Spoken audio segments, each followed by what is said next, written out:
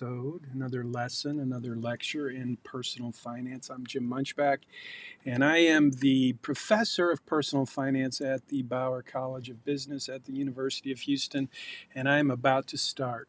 But first, I have to open Zoom and let some folks join the join the meeting. So I haven't logged into Zoom. I need to switch accounts. You can't see what I'm doing here, but I promise you I'm doing something. It's something necessary. I'm logging into Zoom where I will find, oh, lovely, my password has apparently changed or I typed it in incorrectly. Has that ever happened to you? Okay, here we go. Now I'm going to jump into Zoom and start the meeting. So those of you who are waiting, can't hear me speaking yet. Looks like we have some folks waiting. 2 people entered the waiting room. Okay, admit all. Welcome, welcome. If you're joining me on Zoom, I welcome you. If someone could please give me a sound check and just let me know. Hey, Tom, can you hear me? Anyone? Awesome. Okay, thank you. I appreciate that. We got a lot to cover today. It's, as usual, summer school, and summer school, we move so fast. You guys did a great job on your assignments last week. I don't know if I mentioned, but I office at the University of Houston in the Innovation Center at the Technology Bridge. And our office is closed for renovation. They're putting in new lighting, which is a good thing. They've needed to do that for a while. But at any rate, for 2 weeks, they kicked us out, which was very unexpected. And so I'm working at home. And I actually went camping last week since yesterday was actually a bank holiday. So I took my wife camping in our RV at Lake Livingston. It was fantastic. And I didn't have Wi Fi, didn't have internet. I did, but not much.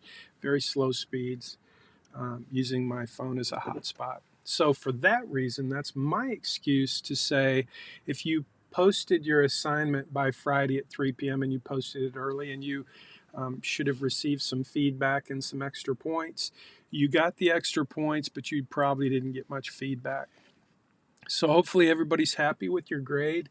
Those of you who turned it in, and I didn't get around to grading until yesterday. So as I often do, if I don't have time to grade your assignments on Friday or Saturday or sometimes even Sunday, I will go ahead and give you those extra points because you've given me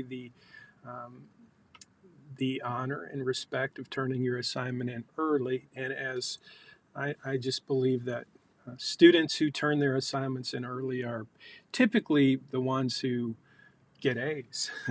I wasn't that kind of student. So anyway, if you turned it in a little bit later than Friday at 3 p.m., you should have been surprised with a few extra points. I did notice that I have several assignments still pending to be graded in my queue, and I will get to those today as I post to new assignments for this coming week. So we move fast. I do believe we have 2 assignments. I'm prepared to cover the next 2 assignments today in this lecture. And I did forget to look at the syllabus to see if we have 2 assignments, but can somebody check and see if that's in the syllabus for this coming week? Do we have 2 assignments? I think we have the Credit Crush setup, Consumerism and Credit, and then the next one would be the actual Credit Crush assignment. My favorite, probably one of my favorite assignments, actually one of my favorite assignments is also the assignment you did last week, the parental interview. And I've been reading your interview articles, and those are always my favorite. Actually, that is my favorite assignment because I guess because I'm interested in psychology and the psychology of money, and I recognize that how we think about money determines not only how we feel about money, if we're anxious or if we feel, you've heard some people have a scarcity mentality, like there's just never enough. And then you have other people, and I think I'm one of the other people, who has kind of an abundance mentality where it's like, you live in America, I live in America anyway, and there is so much opportunity if you're willing to work and if you're smart and if you can, do what it takes to take advantage of those opportunities. You'll never you'll never not have sufficient resources. That's kind of the way I've approached life. And so, but other people like my wife, I think it's pretty common to have a scarcity mentality where you just kind of always feel like there's never enough. And that can be a good thing. It can make you frugal. It can make you not a spendthrift, which I'm kind of a spendthrift because I always know that I can make more money. So I'm not as diligent about my spending as my wife is. So we make a great team. We really do make a great team because opposites attract, but also we're different. So anyway, I hope that in the course of doing the assignment, the parental interview, I know many of you have shared the insights that you had, and I hope that you guys take the life lessons that you were given by this person who you chose to interview, who you chose to kind of respect, in just asking them to share their wisdom about money with you. And I hope that that assignment was as valuable and meaningful for you as it has been for so many other students who have actually went into that assignment with maybe not expectations that you're going to walk away with a real gift, but most of the time I think students' expectations in that assignment are exceeded because you walk away with something very precious and very valuable. And so I hope that happened for you in that assignment, the parental interview. And the other assignment, the credit report. And I know some of you did the other alternative assignment because you don't have a social security number and you can't get a credit report, and that's fine. And I think that's a helpful assignment too, where you watched that video and just unpacked it and outlined it. But most of you were able to get a credit report. And so as I'm reading your comments, it's a very important assignment. I hope you will remember as we go through this semester and as you graduate and go out into your career and into your life, that you remember you can get 3 free credit reports every year. So I would encourage you just to kind of put it on your calendar. And for most years, you're going to want to just check your credit report every 4 months. You can do that for free 3 times a year, 3 different credit bureaus. So I know you know that because you took the quiz. And so anyway, that was assignment number 2 last week. So now we're going to jump into the assignments that are coming up this week. It's 11 minutes after, so we're going to get started. It looks like we have let everybody in who's waiting to get in. Let me make sure that's true. Yep. Okay. So if you're watching on Facebook or YouTube, we are streaming live right now on our YouTube channel and on a couple of Facebook pages. And you can find those links in Missional Money, also in Money Study Group. So let's get started. We're going to talk about the Credit Crush assignment. And this is one of my favorite assignments because what happens in your financial planning portal is you're going to get to do some things that are going to quickly show you the power of debt and credit strategies. So when we talk about financial planning, we're looking for strategies that can move the needle on your financial life. So the Credit Crush assignment is designed to give you a pretty quick introduction to how much you can move the needle in your financial life if you have smart credit strategies. And a lot of people don't realize how important credit and credit payment strategies can be. And especially now with interest rates going up, this assignment and what you'll learn this week is really important. So it's a way for you to interact with your financial planning portal and get to see some of the value of having a financial plan. So before I jump into the lesson, let me remind you and affirm you, I guess, because most of you have already set up your Bayrock account so that you have now access to the financial planning software. It's called Right Capital. That's the company that we partner with at Bayrock to provide, I think, the best financial planning software. For sure, the best for the money in terms of the value, what we can do with the software, in my opinion, makes it the best on the market. There are other products that are better, but their cost is almost prohibitive, and they're not that much better. So just trust me when I tell you that in this course, you've been given access to a very premium financial planning portal software. And I know many of you are not really going to be all that excited about having an awesome financial planning software at your disposal. You just want to get an A in the course. So I'm going to help you do that. But for those of you who are interested in kind of pushing the envelope and learning how financial planning works from the perspective of a really sophisticated tool, you have access to that. So your plan, if you haven't logged back in, now that you set up your plan and hopefully completed those first 6 data cards, if you log back into your plan, you should see that you have now access to a whole lot more information, a whole lot more data cards. Because my team went in and everyone who had set up their account got upgraded. Excuse me. So if you have not yet set up your account, you're going to be missing some points in the next assignment because you just won't have access to the tools, to the resources, to the data cards that you will need to complete the assignment. So I made that announcement last week, and like I said, most of you have already done a great job of going in and creating your account, and you should see that that has been upgraded. If you don't see access to retirement analysis, investment, if you just see a couple of tabs, you might want to check in with GroupMe and compare notes with other students who have access.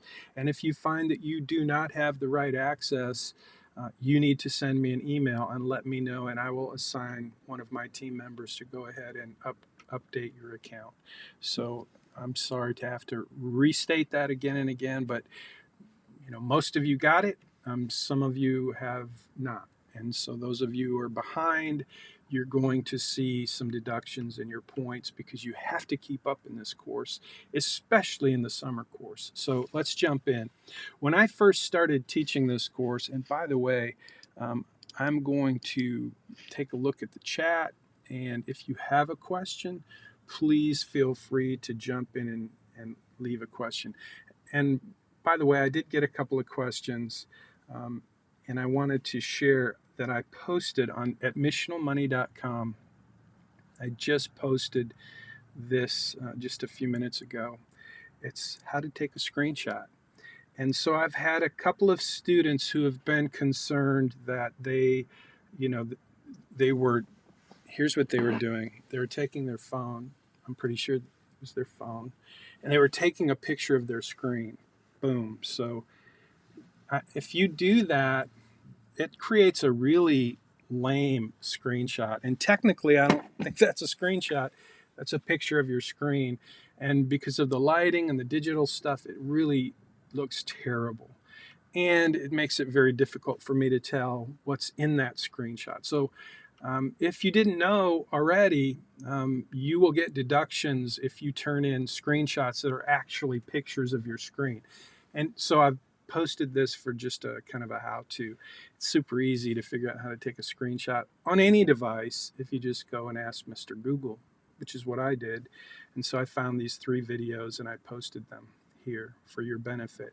But I wanted to mention quickly, just so you know, as a student of the Bauer College of Business, I hope you know that one of our goals as an institution and as a professor in this institution, I am very much behind this goal of teaching students how to be better communicators. Communication is key to your success, no matter what you do. And it may not seem like it's all that relevant to personal finance. Fair enough. It doesn't really move the needle in your course. I don't grade you for your English or how well you spell or so on. But I do ask that when you put together an article, you put it together in such a way that makes it a little more pleasant to read than one big, super big paragraph with no breaks and no formatting. And so, all that to say, there's a reason that that's part of your part of this course. And you guys, most of you are doing an awesome job. When I read your articles and I see your pictures and I see the time that you put into it, my thoughts are you don't need to put quite that much effort in. You're going way beyond my expectations. And while I appreciate that tremendously, I just want to let you know, take a little pressure off if you're one of those students who's just going way above and beyond. Maybe it's easy for you. I mean, it's pretty easy for me to put something together that's pretty fancy. And so if it's not that much work for you, great. It's like an art. It's kind of like music. And if that's your way of doing art, awesome. I appreciate it. Those of you who are taking pictures of your screen, though, you're going to have to up your game because you will get deductions. So I'm not going to talk about that anymore. I just wanted to, if you send me an email and ask why you got a deduction, I'm going to suggest, well, I probably won't reply because it's kind of one of those basic things that, frankly, I don't think I should have to tell you. But at any rate, that was one of the questions I got several of this week, and I wanted to mention that, and I posted a resource for your benefit. So I want you to meet Billy. This is Billy and Sally. When I first started teaching this course, you guys got to see, I think last week, how I met with my group of friends and Sam, the engineer, who Sam has passed, but he was one of the people that really impacted me in terms of giving me a vision for this course and what the three laws of personal finance. The first law is the law of spending and saving. Spend less than you earn and save more for what matters most. That was Sam who helped me kind of make that a foundational principle of this course. And so as I was thinking about, all of the pieces of this course and how I was going to put it together and try to help you have a really clear vision for how to become a millionaire by the time you're 50. As I was thinking about all of that and trying to sort it through in my mind, how I could have very clear, very achievable educational objectives, I met this guy named Billy. I was taking my car to Firestone to get some tires on my Lexus. And while I was standing in line, this guy, Billy, was there, and he was there to buy some tires for his Ford F-150. And so it was before I started teaching, it was like just a week or two before the first semester started when I was teaching. And so he was a young guy. He just graduated from San Jac with a technical degree, and he was working at a place called Marathon. So we had something in common because I used to have a business inside of Marathon. It was a vending machine business with soda pops and snacks. And I had to put on all that hot overall Tyvek, hazardous suit, whatever you call it, with a hard hat and glasses, and it was super hot and it was terrible. I hated it in the summer, but it made pretty good money. It was a cash business, and I would go into Marathon, and it was kind of fun. I sold that business, but Billy worked in that same plant, so we had something in common. And he started, I asked him what he was doing there. He pointed to his Ford F-150 pickup truck. Now, I don't know if I told you this, but I used to be a master mechanic, and that's how I paid for college. I paid for my own college. I left home when I was barely 17 years old, went to tech school, and paid for my own college and learned how to become a master mechanic, and that's how I paid for college. So as a mechanic, I learned how to work on all kinds of vehicles, and one of them was a Ford F-150. And I could see as a mechanic that there was something different about a Ford F-150. It's it's it's got a very different type of suspension. It's a really well built vehicle. Okay, and so Ford F-150. I don't know if you know this. A little trivia, auto trivia. Ford F-150 is the most uh, number one seller in the world for all vehicles ever. Worldwide, no vehicles sold more units than Ford F-150. It's a really well made truck. So Billy had one. He needed some tires, and he had a coupon to get new tires on his Ford F-150, and that's why he was at Firestone. So let me ask you this. I've talked way too much. If you had a Ford F-150 and you had to buy new tires on it, how much do you think you would spend on those tires? Somebody tell me what you think it costs for 4 new tires on a Ford F-150 today. It was a while back, so the price has gone up, no question about it. But I'm going to wait and see what you chat in. And if you're watching on YouTube or Facebook, go ahead and post that. What do you think it costs for 4 tires on a Ford F-150? Because that's kind of the core piece of the puzzle here as we get to talk about Billy and his experience. So I don't see any chatting in, which kind of makes me wonder if you guys are watching YouTube or maybe Netflix or Prime Video. Maybe you're on Facebook. Ah, here we go. Thank you. 1,500. It would cost. Did you Google that? 1,500. 1,500 is kind of a lot. And depending on the tires you buy, it could be accurate, but it seems like a lot to me. And I've bought a lot of tires, although I've never had a Ford F-150. I always thought it'd be good. So anyone else? I've got 15. The best quality tires, 1,500. That may be right. Anyone else? Going once, going twice, going 3 times. No one else, just one student. Rehan, thank you. Did I say your name right? Rehan? Say that again? Rehan, thank you. I appreciate your participation. It looks like it's just you and me.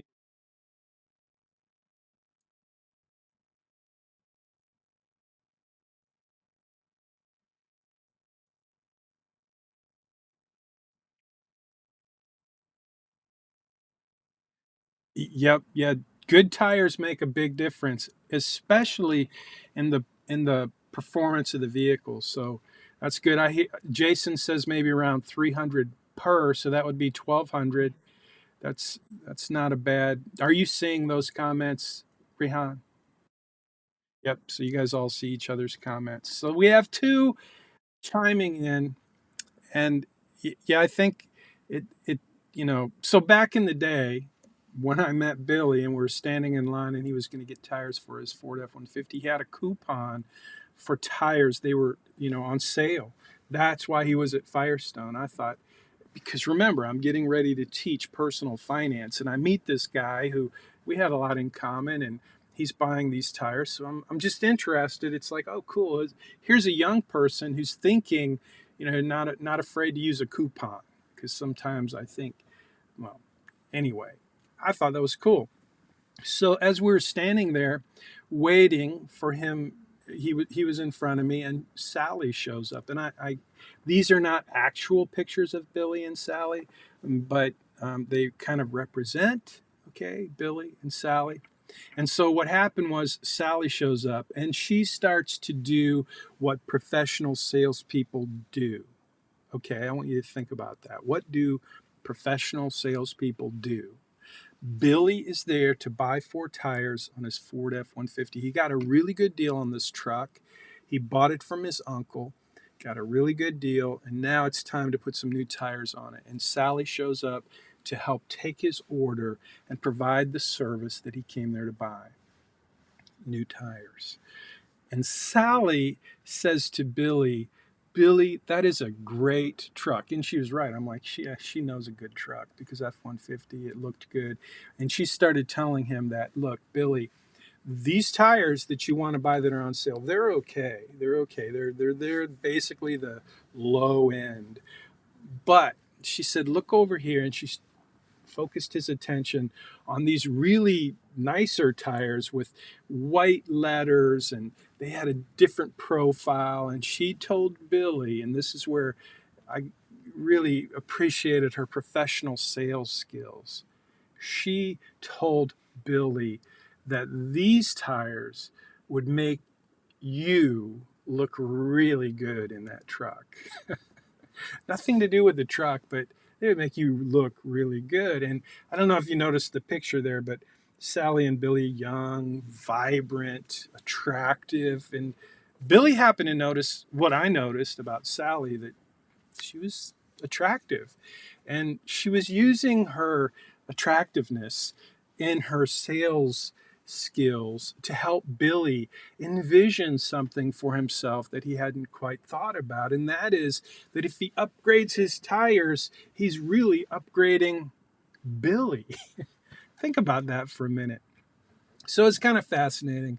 It's why this lesson is really about consumerism, and credit is part of that. But Billy now faces a challenge. And does anybody know? Are you thinking what I'm thinking? What is Billy facing at this point in this transaction, where he came in to buy some cheap tires for his Ford F-150, and he meets this professional salesperson who helps change his paradigm about what's possible for how he looks? What do you think is happening right then and there? What's he thinking?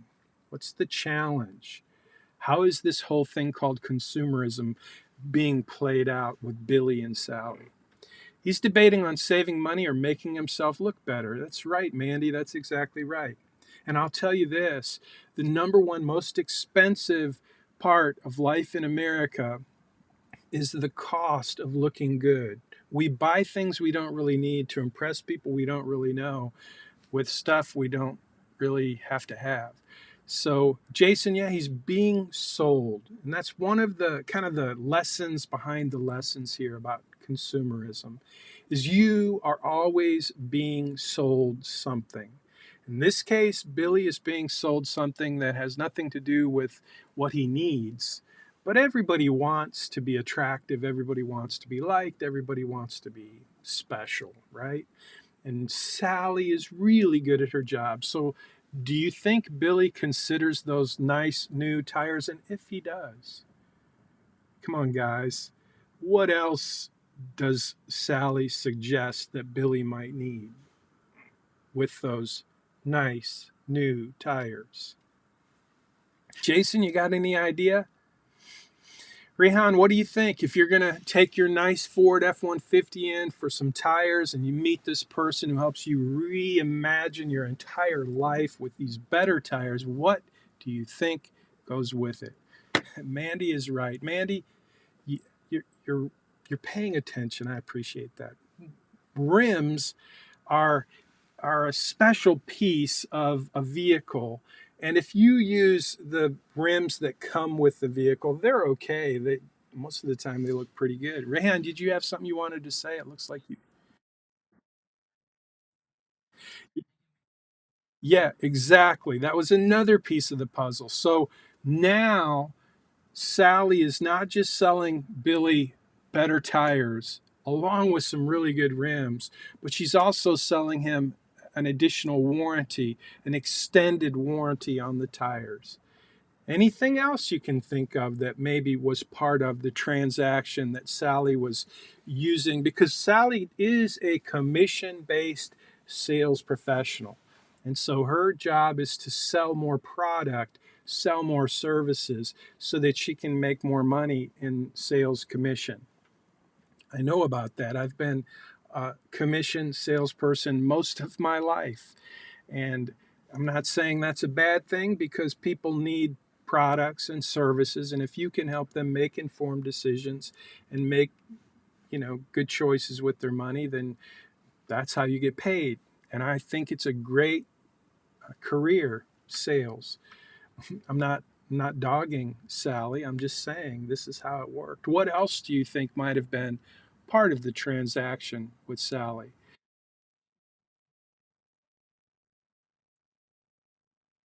So the rotation part was free.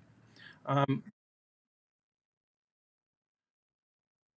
yes, so she did say, we need to check this out. There were other services. You're exactly right. One of those services was a wheel alignment. So if you think about if you put new tires on your vehicle, if it's out of alignment, it's going to wear the tires. And she knew that, and she was right. And so I listened to her. That's what she sold was a lifetime wheel alignment. That was a couple $100. And then she had to take the vehicle into the shop and check it out. And guess what happened when they checked out the vehicle in preparation to do the wheel alignment? What do you think they found on the vehicle?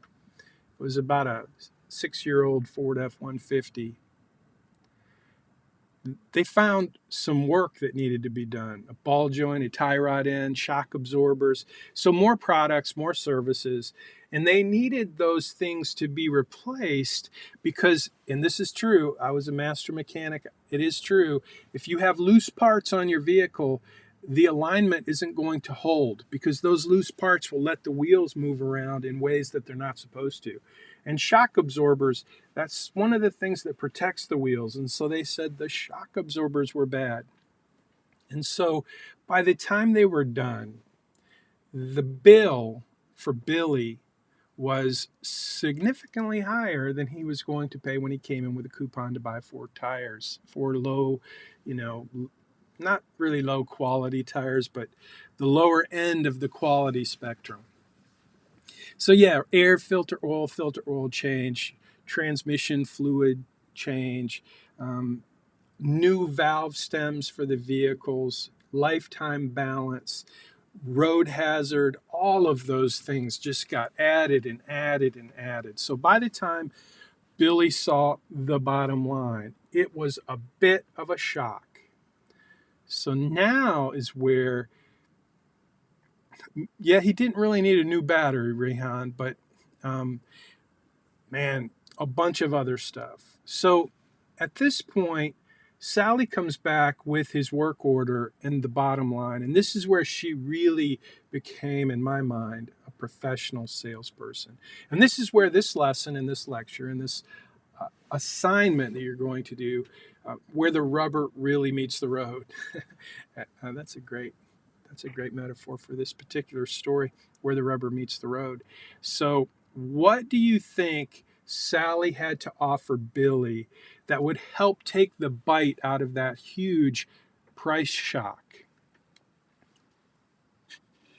I'm going to let Brittany, no, I'm not. I have someone trying to join, and I'm not going to do that.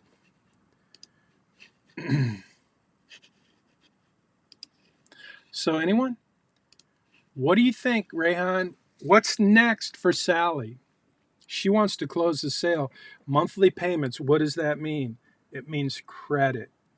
And so Sally now comes back and she helps Billy understand that while that does seem like a big price tag, it's going to be super easy because we're going to have low monthly payments. What else, in addition to low monthly payments, would make it easy for Billy to say yes?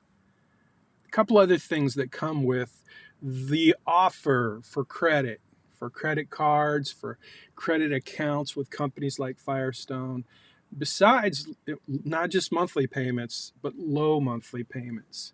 What else? Uh-huh. Somebody? Anybody?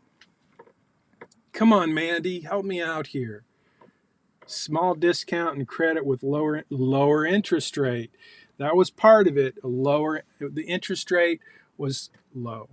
As long as he made his payments, the fine print naturally said if you miss a payment, your interest rate will go up. So what else? Low minimum monthly payments, low interest rate, and there was one other big ticket item that made this credit offer really helpful in terms of taking the price shock away from Billy. What do you think the next element in this credit offer was. Come on, somebody's got to know this. Has nobody out there had the credit offer? So I'm just going to tell you, it's 6 months, same as cash. Have you ever heard that before? 6 months, same as cash. So what that means is Billy was not going to have to pay anything for 6 months. And Sally really sold this well, if Billy was able to pay that off, and by the way, at that time, the total bill was going to be around $3,500. So now he's buying tires and rims, repairs to his vehicle, and lifetime alignment, lifetime balance as long as the tires lasted, new valve stems, the extended warranty. And so total price for everything he needed to get done was $3,500. And so Sally's telling Billy, look, you don't have to make a payment for 6 months. Uh-oh, my phone's ringing. Sorry about that. You don't have to make a payment for 6 months. And so that was the third piece of the puzzle.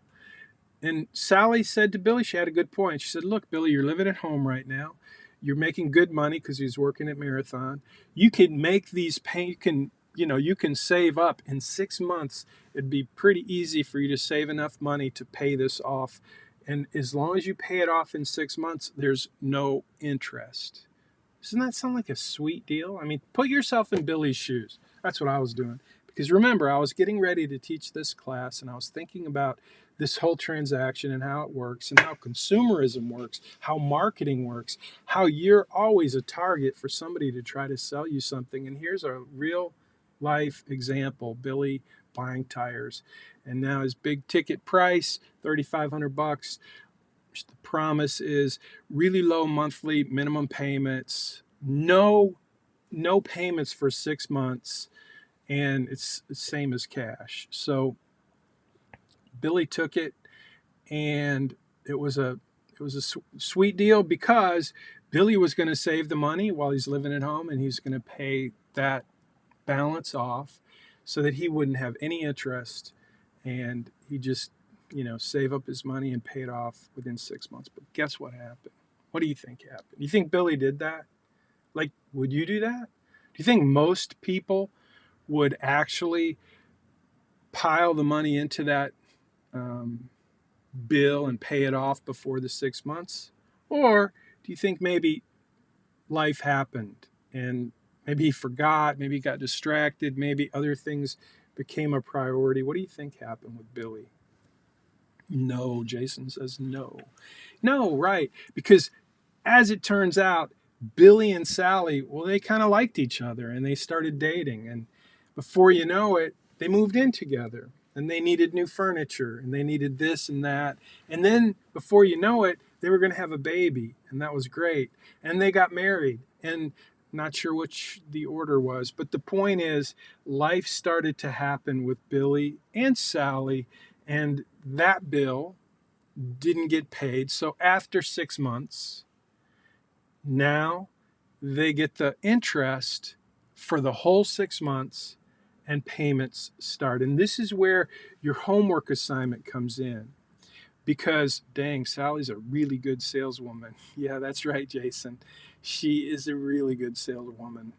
And so this is where your lesson comes in, though, because what happened, just like happens in any credit transaction, the bill came 6 months later. It included interest for the entire 6 months, which was added to the balance. And so the payments are made. And usually I will take the time to go through the payment schedule to show you how, with a minimum payment on a credit card, you make that minimum payment, and then each month the interest from the balance gets added to the balance, and then you make your payment. And what happens is the minimum payment that you're making is less than the interest that's being added to the balance. And so what happens over time is you just get deeper and deeper and deeper in debt because you're taking advantage of their trick, which is you pay a minimum balance and you really never pay it off. And that's what they love. They, being the credit card companies, the credit industry, that's what they love. They love customers for life. They're not really crazy about smart people who know that paying off the full balance at the end of the month is the smart way to go, because those people tend to avoid paying high credit card fees. And so that's the whole point of the Credit Crush lesson. I want you to go out this week, and the setup is you're going to um, you're going to do a couple of things. Let me tell you what this assignment's going to require of you. So first of all, you're going to have to do a little research. I want you to think about what is your income going to be when you graduate. So I want you to think about, pretend you're 10 years older, okay? In fact, you can go into your financial plan and just change your birthday and make yourself 10 years older. And pretend that you're now earning whatever amount you found in your research that you would make if you got your dream job and the career that you're pursuing, your your major. So if you're a supply chain major, what does a supply chain professional make? What's a good average salary? That's what you need to figure out. How much money would you be making if you were working the job that you want to get after you graduate? So make yourself 10 years older. Give yourself the income that you would be making if you had that job. And then I want you to do a few things. I want you to go out and I want you to start to think about what would your living expenses actually be once you're 10 years older, out of school, working, like Billy and Sally, with kids, living on their own, paying their own bills. What are all of those expenses? Over the course of this semester, I want you to really start to think about that. And yeah, for many of you, that's going to mean you're going to have to do some research, and you're going to have to think as if you're down the road a piece, instead of just looking at the fact that your parents are paying your expenses and you're living on campus or whatever. So I want you to use your imagination and a little research, and I want you to put yourself in a position like you would be 10 years from now, with an income and with actual bills and a budget and expenses that would be normal for you at that point in your life. That's what I want you to do. And one of those things, a couple other things I want you to do, is I want you to get ready to buy a house. It means you're going to have to do a little research and find a house that you can afford based on the research you did for the job that you're going to have. So you're going to buy a house. And in one of the data cards you're going to have in your financial plan is all of the data that goes with buying a house. That's your assignment, is you're going to have to do a little research. It's all right there in your financial planning portal. Just look at it, and you're going to have to do a little research and be reasonable with what is the mortgage rate, what are the current mortgage rates, how much is the balance, what kind of down payment would you put down, what is what's the early payoff. All of those things that are part of that data card, they're right there for you to look at. And in Money Study Group, you'll get some more information. So you're going to buy a house. I want you to also go on a credit spree. I want you to spend some money using a credit card. And the reason I'm having you do all this is because the next assignment, the Credit Crush assignment, remember, we're talking about Credit Crush setup right now.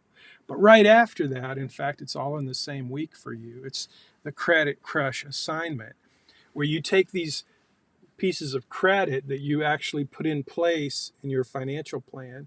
You're going to buy a house. You're going to spend at least $10,000 on a credit card, and you're going to have to set up that credit card in your financial plan to show that you have that credit card account and the mortgage account. And then third, I want you to go buy your dream car. So those of you who want a Tesla, great. How much does a Tesla cost? Which model are you going to buy? How much are you going to spend? How much interest are you going to have for that car payment? Those are all things I want you to research for yourself, imagining that it's 10 years down the road, you're making some good money like Billy was, and you're ready to start spending some of that money and buying the things you've always wanted, including using a credit card to spend at least $10,000. A house with a mortgage, whatever your research shows, based on something you can afford, based on your research for your income level, and then your dream car, whatever car you'd love to have. And all this is imaginary, but it's a very important part of this semester because you're going to get to see in the next assignment, the credit crush assignment, you're going to get to see how much that credit costs and what strategies are available to help you pay that credit off in the most wise, cost-effective ways. So that's really the the basic idea for the next two assignments. Again, you're getting two assignments this week. The credit crush setup, where you go and spend the money on those three things. You're going to buy a house. You're going to put 10 grand, at least 10 grand on a credit card. You're going to buy your dream car, and you're going to have to come up with what is a reasonable amount of interest on each of those pieces of credit. Like, what is your mortgage going to cost right now? Last semester it would have been less than it is right now. So you're going to have to go and do a little research and figure that out. It's part of becoming a wise manager of money. You need to understand how some of this works, and so you're going to have to do a little research. It shouldn't take you very long. The actual assignment is pretty easy. And once you get that built into your plan, you'll see in the next assignment what you're supposed to do in terms of manipulating those, just applying different credit strategies. And so that may seem a little over your head right now, but I promise by the time you get one step done and the next step done, it will make a lot of sense. And I'll be here to help answer questions throughout the course of this week in these two assignments. But I want to encourage you to lean on one another. Those of you who are like, hey, this is fun, this is easy, I got this, be available and group me if you can. For students who are struggling in a couple of these things. And if you find that your questions are not being answered and you don't know what to do, just somebody, at that point, after you've checked out Group Me and you're not getting an answer, let me know, and I'll be happy to put a tutorial together if you need one by the end of the week. But you're going to have those two assignments. They're pretty similar. But it's kind of like the setup, and then you actually get to practice applying the debt strategies. So I'm looking in the chat, and I don't see any questions. So let me just go over. So we've got the setup. Whoops. No, that's setting up your. Let's see. So we got the credit crush set up, and you can see these if you go to missionalmoney.com. I just posted them this morning. The setup and then the actual assignment. And these will be in Blackboard. They'll also be in Money Study Group. Money Study Group is where you'll take the quiz, so you definitely want to jump into Money Study Group. You'll have some extra resources there. And again, if you have questions and if you need a tutorial, that's where I'm going to post this week's tutorial if you need one. But most students get through this part of the semester. It's really not difficult. The tricky part might be for you to remember that you're going to make yourself 10 years older. And you're going to have to do a little research and figure out how much money you're making. And I would give you kind of a heads up that one of the things you're going to want to do is think about how are you going to save for retirement. That's not this week's assignment, but it should be pretty obvious that if you're making $100,000 a year or $75,000 a year, you're going to want to be saving for retirement. So coming very quickly, one of your assignments will be to set up your retirement accounts, your 401k. And I'll be teaching you how to do that too as we get into this semester a little more. So this is the actual credit crush assignment. Remember, you have credit crush assignment, but then the setup that comes before it. They're very similar. And this is just where you're going to grab some screenshots and show me your data cards, and you're going to jump into the credit section, and you're going to apply some different strategies, and you'll see how to do that. So This just tells you what I'm looking for in terms of your assignment, the article, the screenshots, the before and after data cards. And this is really the key to the whole thing. You're going to review your debt management, and there's really not that many. You can pay off debt a couple of ways. If you're familiar with Dave Ramsey's 7 baby steps, one of them is the Debt Snowball, where you pay off debt. And what Dave recommends, and I think it's a great strategy, and I'll just summarize it real quick. The Debt Snowball, it's one of the debt payment strategies that you're going to have access to in your financial planning portal. The Debt Snowball, Dave's approach, is to pay off the lowest balance first. Now, think about that. You might be thinking that it makes a lot more sense to pay off the account that has the highest interest rate. That would probably make more sense to pay off the account first that has the highest interest rate.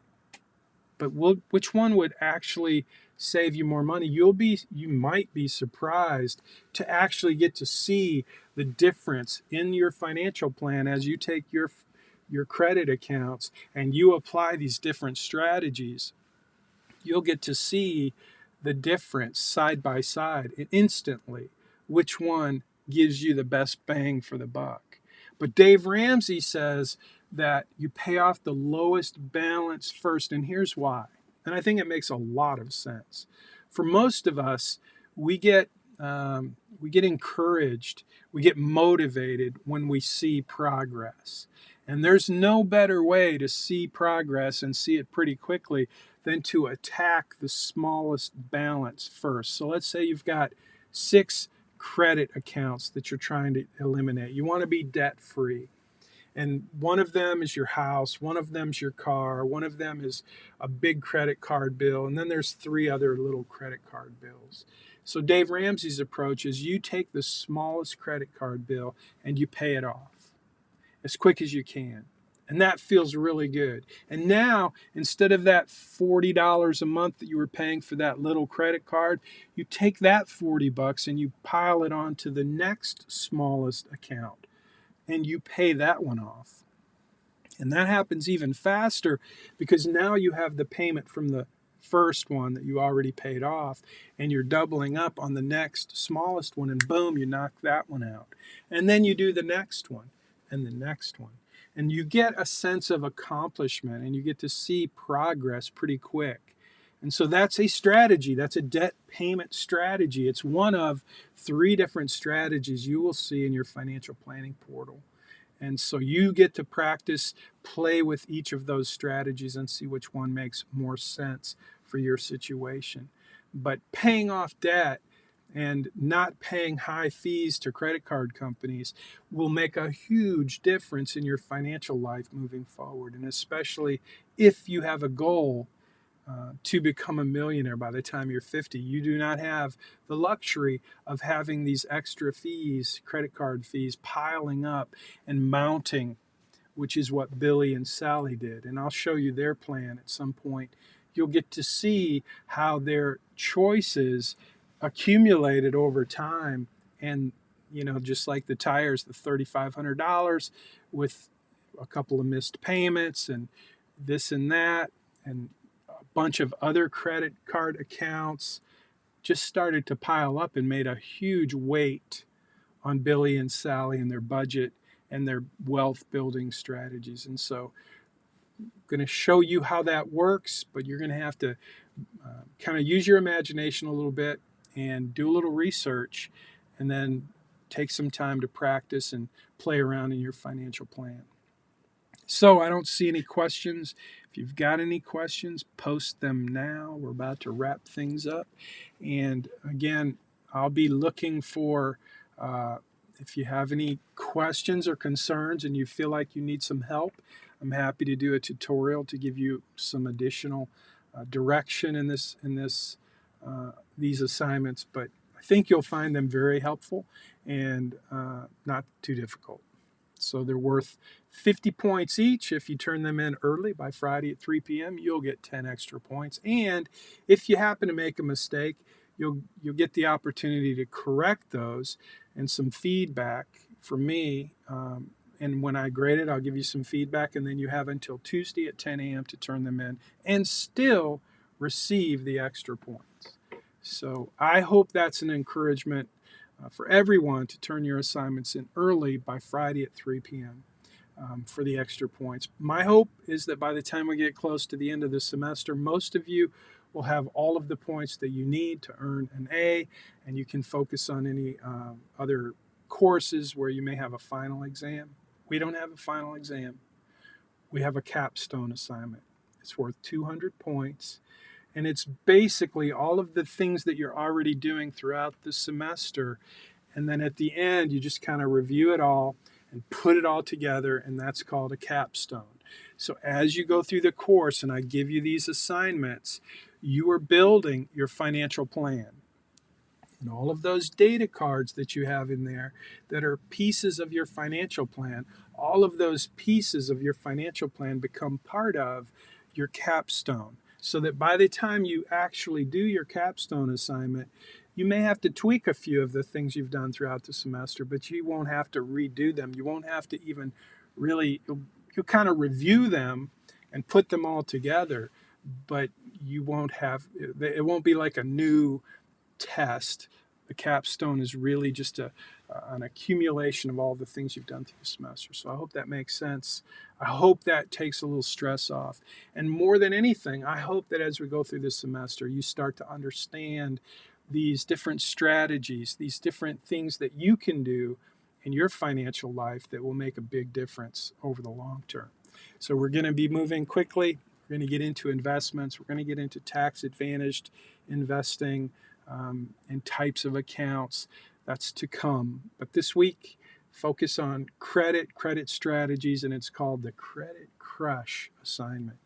So let me know if you have any questions. I'm going to let you go and going to end this Zoom meeting, but first I'm going to end the broadcast. If you have any questions, I'm going to be here for a minute. I'm getting ready to end the broadcast. So if you're watching on Facebook or YouTube, thank you for joining us. Please leave comments, and don't forget, go to missionalmoney.com for the content we covered.